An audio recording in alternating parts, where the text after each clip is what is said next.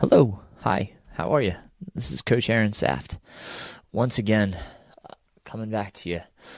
And I have to apologize about last week. I am really honestly trying to just prioritize everything I can. And unfortunately, last week, the podcast just, I couldn't make it happen. It's just been busy. The outdoor season's always that way. It was that way last year. That's why I kind of had to take a hiatus.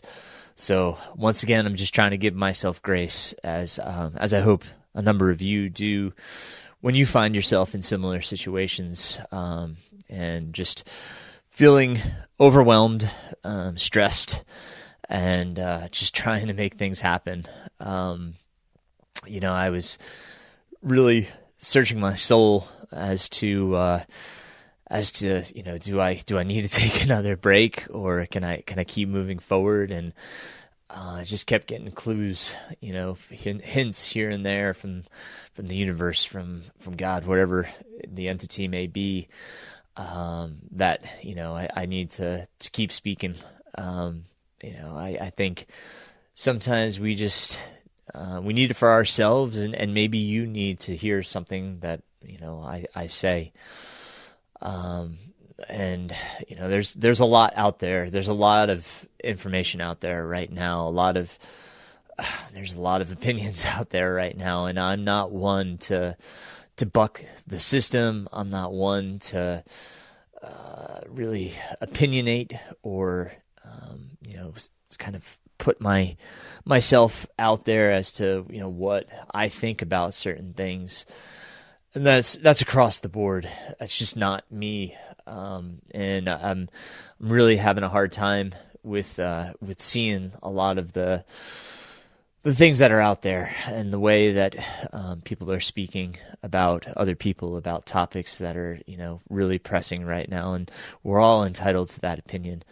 But I hope I can bring a voice of positivity, that I can bring some things into your life that will help you think about things, and perhaps give you some thoughts.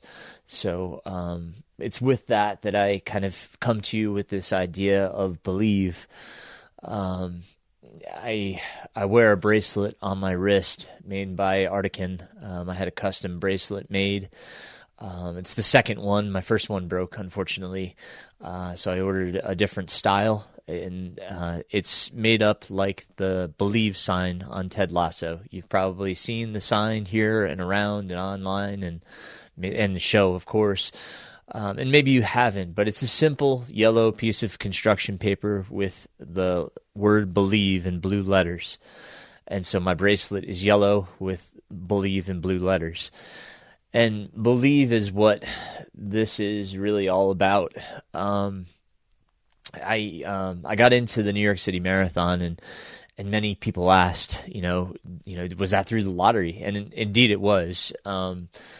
You may remember back maybe you don't, in 2023, I went to my brother's wedding in Italy. And I was staying with my brother right on the Amalfi Coast. It was beautiful, and I saw a runner go by, and he had a New York Roadrunners singlet on, and I was like, that's odd. And then my brother told me that the president of the New York Roadrunners Club was at the wedding. His girlfriend was good friends with my brother's now wife. And so I met Rob, and Rob has been on my podcast. You can go back and listen to the episode. And he offered me a spot back then at the wedding. He said, if you ever want to run New York City, you have a spot. But I didn't feel comfortable taking a spot that way. I understand how tough it is to get into this lottery. So let me take you back. I grew up in New York State. I went all the way through high school in New York State. I grew up 90 minutes from the starting line of the New York City Marathon. I watched the New York City Marathon on local channels growing up. I can remember, the TV specifically, the cable box. I can remember it all. But, watching, throughout the 90s, the New York City Marathon. on TV. And, we visited those spots. We could drive down to the city and visit, and I could see the statue of Fred Lebow. For those of you that know the story of Fred Lebow, if you don't know his story, he's had an amazing impact not only on the New York City Marathon but on New York running. He's quite a historical character, and I tip my hat off to that, to Fred and all he did to kind of move running forward for the marathon and for runners in New York State. So yes, running is it all began for me in New York, and I always wanted to run the New York City Marathon. That was something that I always dreamed of doing. I didn't start putting into the lottery until around 2012, I think. In 2014, I found out that you could qualify by running a certain time in a half marathon, and so I went up to New York. We were, let's see, at that time, let me think where we were. We were already here in North Carolina. And so we went up to New York. My father was still living in New York at the time. And as I said, about 90 minutes away from Central Park. The race was going to be in Central Park. It was actually the last half marathon that would qualify runners for the marathon that year. So we got up there. We saw the forecast. It was supposed to snow. So we were crossing our fingers that it wouldn't get too much. We woke up to already 6 inches of snow where my father lived, a little less down in the city, but there was no word from the race yet. This is at the time where the websites didn't really post much information. We were really getting most of our information from emails. So, we had to stop at a rest area to check my email, and found out that the race was canceled. We were on the way there, and the race is canceled. So, a bit of a bummer. Obviously, a bit of a letdown. We still went down. They had the aid station already set up. The water was frozen. Central Park was magical, absolutely magical. Snow. It was almost like a fairy tale. A bunch of runners showed up to still run it. We actually got our packets. They gave us our swag bags, because you could go to the New York Road Runners Club and still pick up your stuff. So we still had a great time and ran the half. I'll never forget. There was there was a Kenyan that ran in track spikes to try to have traction. He ran in a singlet. It was freezing. I had a base layer on and a jacket over top of it. My eyelashes were frozen. I was wearing gloves and long tights, a winter hat, like everything to kind of stay warm because it was freezing and still snowing. There was at that time probably a good 6 to 8 inches of snow throughout Central Park, and they didn't plow it. So we ran through the snow, and it was I think it was a 2.5 lap race. I could be wrong on that, but anyway, first lap was fun because we were just breaking ground. I was nowhere near the Kenyan took off, but I was up in the front, I guess you would call it the chase pack. And we ran, even with the snow, the second lap was a little bit tumultuous with having, hundreds of runners just, trotting down the snow. So it was a little bit tougher on the second lap because the snow was a bit more packed down and not smooth by any standard. It was pretty bumpy. So it was a little bit slower on the second lap, but we still ran around 118 unofficially. There was no results or anything like that, but I believe it was around 118. So, I remember coming home and talking to my wife, Beth, and just being like, well, that's kind of a bummer. I won't get in this year unless, the lottery allows me in. And that was the year that Hurricane Sandy struck. For those of you that remember, that year, New York City Marathon was canceled due to the hurricane and the damage that New York City sustained because of the flooding due to the hurricane. So that was a year that wasn't meant to be. But since then, I've been putting in, my name into the lottery. So that's 12 years of putting into the lottery. A lot of rejection letters, and many, many people have seen that rejection letter, and I know it well. This year, 1% of the lottery made it into the race. And I saw a lot of comments, of, hey, we should, get rid of charity spots and, do this, do that. It's hard. It really is. I understand that. And I understand the frustration of not getting in. I really do. And I feel for those that have not. It's just like for ultra runners trying to get into Western States, or Hard Rock. I've just been in this sport a long time. And then it's bound to happen at some point, and that's hard. We don't know what year it will be. I've been very fortunate. I am so fortunate. I've run Boston Marathon twice. I've got to be at Western twice. I finished once.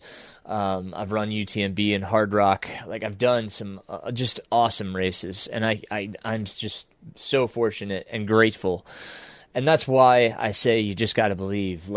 For some reason, I just believed this year I was going to get in. I just had just gave the positive vibes out there to, it was tough because my one of my athletes that I coach, she got in. She sent me her confirmation email, and I was so happy for her. So automatically I went to my email and looked to my email and said, oh, there's no letter. Oh man, I hope it's not a rejection this year. So waited a little while and checked again, and that's when I saw that I had been confirmed, and I cried. I'll be honest. I still get emotional thinking about it. It's been so long, and just a long path to this point. I'm. People are like, well, what's your goal? What are you going to do? And honestly, I am going to enjoy every step of that marathon. I am going to take the sights. I'm going to take pictures. I'm going to talk to my fellow runners. It's not a race that I care what time I run. I honestly have no time ambition. It falls on the state championship weekend, so I have to figure out what day my team is racing. And figure out how I can get there Saturday and pick up my packet and all that good stuff. So there are some challenges. I will be at New York City Marathon, that is for sure. Come hell or high water, it's going to take a lot, and I knock on wood that I will be able to toe that line and enjoy that that celebration of years in the making. I think certain races mean more to us, and this one means a lot to me. So when I say I'm excited, that is an understatement. I can't put it into words. The what this is. It's incredible. I smile when I think about it. It does. It just makes me happy to have this opportunity. It's nowhere in line with what I'm doing this summer, and I don't care. I'm going to enjoy each of those races that I'm doing this summer. The Rocky Mountain Slam, and gosh, so many things have been kind of coming together for that, and I've had so many people reach out about wanting to be a part of the Rocky Mountain Slam, whether it be crewing or pacing, and it's just wonderful. This community is incredible. It really heartens. It's incredible the strength that you can draw from the people that care and the people that want to be a part of something that's important to you. My wife, the first thing I was scared when I'll be honest, when I got the acceptance letter, I was scared to tell my wife because, oh my God, here we are going to Idaho, Colorado, Montana, Wyoming, and Utah. And now, I've got this other trip to New York City. I was scared, but she knew how much it means to me. And, first thing she said was, I want to go, which, it means the world that, I I have a spouse that supports me, um, that that understands my crazy, that believes in me. It's whew, it's yeah, it's it's amazing. It's hard not to be emotional when I think about all of it. But yeah, her reaction. It's one I should have anticipated, because she's so supportive, and I'm grateful for that. This Grand Slam is a huge undertaking. I'm trying not to make it a financial burden on my family. I'm trying to figure out, workarounds and how I can not spend a ton of money with travel and all that stuff. So we have some ideas and things we're working through, and I'll keep you posted on those. And I will be running my my first marathon in exactly 2 years, coming up here next weekend. So I'll be running the Shamrock. For those of you that will be in Virginia Beach and running the Shamrock, let me know. I'm going to run the 8K on Saturday, and when I say run, I'm just going to go for a run and enjoy the environment. I have no aspirations of trying to race.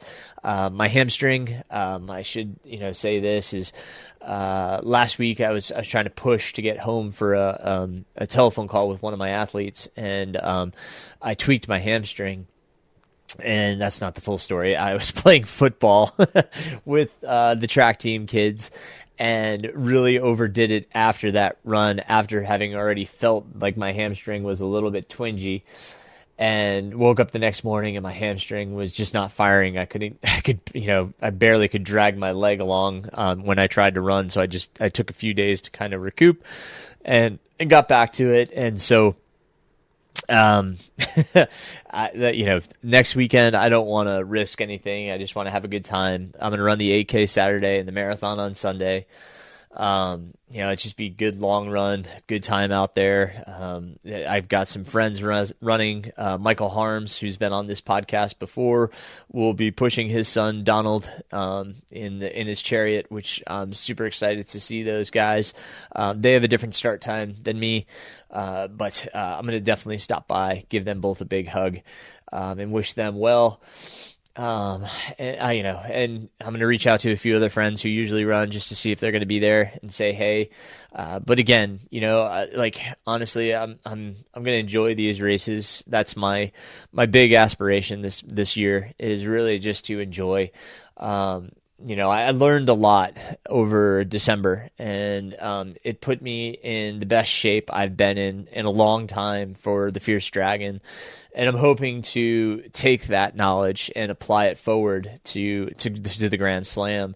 So, you're going to see on Strava, my miles will be accumulating. I was going to do a workout today, but again, hamstring just wasn't 100%. I could feel a little bit of a tightness coming about if I tried to even run down the hill at a quicker pace. So I just didn't, do the workout. I even went outside, cause I was going to do it on the treadmill on incline, and just got a little bit like, probably shouldn't do this. And if I do it on the treadmill, I know I'm going to end up doing it anyway. So I went outside and just gave myself the option to go for a run and not do this workout. And I'm glad I did, I really am, for multiple reasons. Today, temperatures were in the mid 40s. It was raining when I went outside.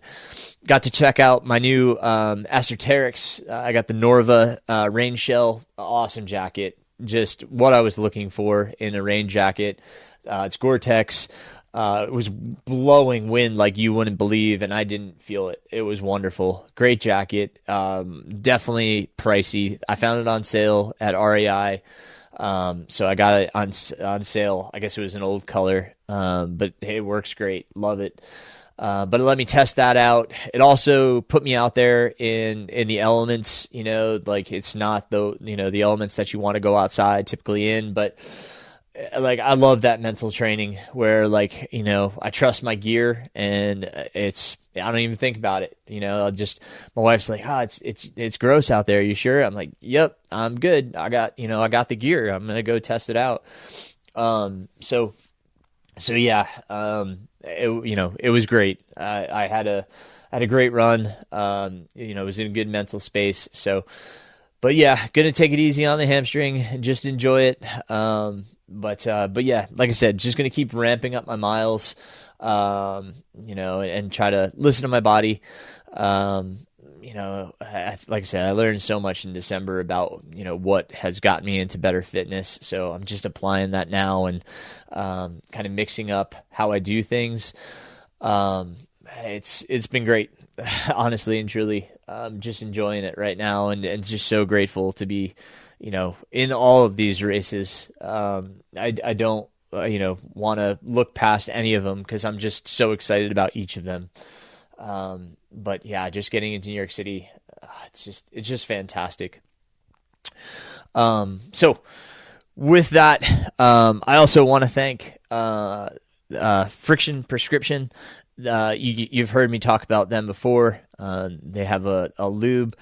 I'm not sponsored by these guys, but they've just been super great to me. I buy my stuff from them. And they sent me a postcard and it said, hey, share this code. The code is simply running his life, no spaces. And, you can get 20% off a Friction Prescription. I've been using it and I love it. I want to thank Chris and Dave for being so kind and supportive. They always send me extra stuff and these great postcards and stickers. So those guys are awesome over there. So I want to once again just give them a shout out. Again, not a sponsor, but just a great product, one that I've been trusting and using. And if you're looking for something because what you have is not working, give those guys a shot. It's really cool. I'll put that in the show notes for you guys. But super awesome offer there for 20% off. So, last piece here, and I'll say if you're not looking for a coach, you can end this podcast now. But if you are looking for a coach, I want to talk a little bit about why choosing coaching with me might be a good option or is a good option. I was listening to a podcast today and they were talking about, advertising and putting yourself out there on Instagram. It's not my style. I don't like putting myself out on Instagram. It never feels genuine. I don't like doing that. But they also had a good point, and it's, like I oftentimes say, hey, if you're looking for a coach, I have some spaces available. But the podcast went into the point of saying, well, why would you make a good coach for people? Like what are you looking for, and what do I offer? So what I can say is that I care about my runners, just as you hear me on here. I share emotions. Like I am here for my runners. I listen. I talk to them. I am a communicator. I communicate with them almost on a daily basis. So I use a program called Training Peaks. I program in there every week. So, and if we need to change it, I had 2 athletes reach out to me today. Hey, I need to kind of change up my schedule a bit, possible. And let me just get into Training Peaks and, we'll take care of that. So I am here to offer my experience, which I have dealt with. I can't tell you how many coaches at this point in my life, and I've learned what I like and what I don't like, and I try not to replicate what I don't like, and I try to do what I do like. And being honest and communicative is my style. I'll tell runners what's going on. We do Zoom calls so they understand the training and the principles behind it. We have one-on-one calls. I have a call schedule each week so that we can talk and make sure that we're on the same page, that they know what's coming up and what to expect.